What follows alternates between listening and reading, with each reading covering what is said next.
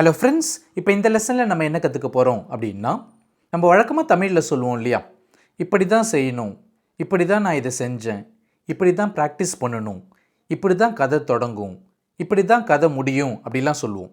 இப்போ இந்த வாக்கியங்களில் இருக்கிற இந்த இப்படித்தான் அப்படின்றது எப்படி இங்கிலீஷில் சொல்கிறது, ஸோ இதை தான் இந்த லெசனில் நம்ம கற்றுக்க போகிறோம். இப்போ முதல்ல பார்த்தீங்கன்னா இப்படித்தான் அப்படின்றது எப்படி இங்கிலீஷில் சொல்லலாம், this is have, this is have அப்படின்னு சொல்லலாம். இப்போ திஸ் இஸ் ஹவ் அப்படின்னா இப்படித்தான் அப்படின்னு நான் ஏற்கனவே சொல்லிட்டேன். இப்போ இதை எங்கே நம்ம பயன்படுத்தலாம், எந்த கான்டெக்ஸ்டில் பயன்படுத்தலாம் அப்படின்னா, before showing or explaining or while showing or explaining. அதாவது நம்ம ஏதோ ஒரு விஷயத்தை செஞ்சு காட்டுறதுக்கு முன்னாடி அல்லது அதை பற்றி எக்ஸ்பிளைன் பண்ணுறதுக்கு முன்னாடி நம்ம திஸ் இஸ் ஹவ் பயன்படுத்தலாம். அதே போல் அந்த விஷயத்தை செஞ்சு காட்டும்போது அல்லது அந்த விஷயத்தை எக்ஸ்பிளைன் பண்ணும்போது நம்ம பயன்படுத்தலாம். அதுதான் before showing or explaining or while showing or explaining. இப்போ இதை எந்த டென்ஸில் நம்ம அதிகமாக பயன்படுத்துவோம் அப்படின்னு பார்த்தீங்கன்னா, பெரும்பாலும் இதை நம்ம ப்ரெசன்ட் டென்ஸ்லேயும் ஃப்யூச்சர் டென்ஸ்லேயும் தான் பயன்படுத்துவோம். அப்போ பாஸ்ட் டென்ஸில் பயன்படுத்தக்கூடாதா அப்படின்னா பயன்படுத்தலாம். ஆனால் பெரும்பாலும் நம்ம திஸ் இஸ் ஹவ் அப்படின்றத ப்ரெசன்ட் டென்ஸ்லேயும் ஃப்யூச்சர் டென்ஸ்லேயும் தான் பயன்படுத்துவோம். தட்ஸ் ஹவ்ன்றதை பெரும்பாலும் நம்ம பாஸ்ட் டென்ஸில் பயன்படுத்துவோம். இப்போ இதை எப்படி பயன்படுத்தலாம் அப்படின்றதுக்கு சில எக்ஸாம்பிள் சென்டென்சஸ் பார்க்கலாம். இப்போ இப்படித்தான் உங்கள் ஆங்கிலத்தை மேம்படுத்த முடியும் அப்படின்னு சொல்லுவோம். அதாவது இப்படி தான் உங்களோட இங்கிலீஷை நீங்கள் இம்ப்ரூவ் பண்ண முடியும் அப்படின்னு சொல்லுவோம்.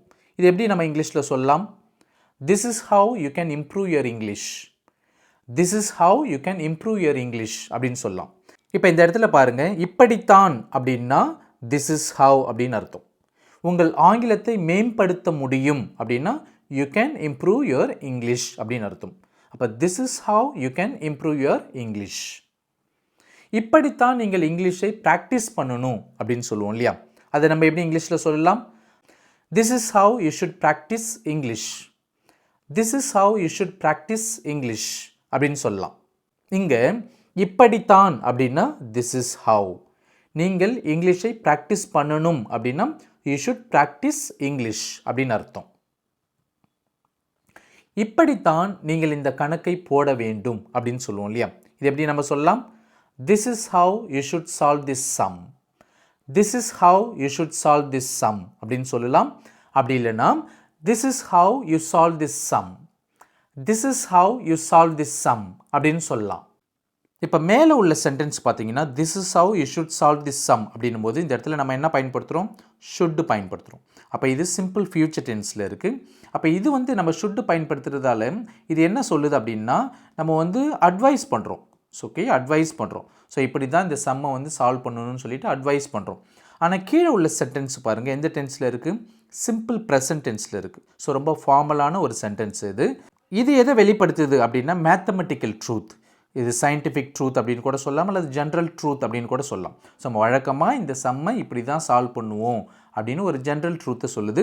So general truth. ஸோ அதனால தான் பார்த்தீங்க அப்படின்னா இது சிம்பிள் ப்ரெசன்ட் டென்ஸில் வந்திருக்குது. அப்போ இந்த இடத்துல இப்படித்தான் அப்படின்னா திஸ் இஸ் ஹவ், நீங்கள் இந்த கணக்கை போட வேண்டும் அப்படின்னா you should solve this sum அல்லது யூ சால்வ் திஸ் சம் அப்படின்னு சொல்லலாம். ஸோ அடுத்தது பாருங்கள், இப்படித்தான் பிரியாணி சமைக்க வேண்டும் அப்படின்னு சொல்லுவோம் இல்லையா, ஸோ அதை எப்படி நம்ம இங்கிலீஷில் சொல்லலாம், this is how you make biryani, this is how you make biryani அப்படின்னு சொல்லலாம். அப்போ இப்படித்தான் அப்படின்னா திஸ் இஸ் ஹவ், பிரியாணி சமைக்க வேண்டும் அப்படின்னா யூ மேக் பிரியாணி, நீங்கள் பிரியாணி சமைக்க வேண்டும்ன்றது யூ மேக் பிரியாணி அப்படின்னு சொல்லலாம். ஒன்ஸ் அகெயின் இது பாருங்கள், சிம்பிள் ப்ரெசன்ட் டென்ஸில் இருக்குது. யூ மேக் பிரியாணின்றது ரொம்ப ஃபார்மலாக இருக்குது. ஏன்னா வழக்கமாக நம்ம பிரியாணி இப்படி தான் செய்வோம்னு சொல்கிறதால இங்கே சிம்பிள் ப்ரெசன்ட் டென்ஸ் நம்ம பயன்படுத்துகிறோம்.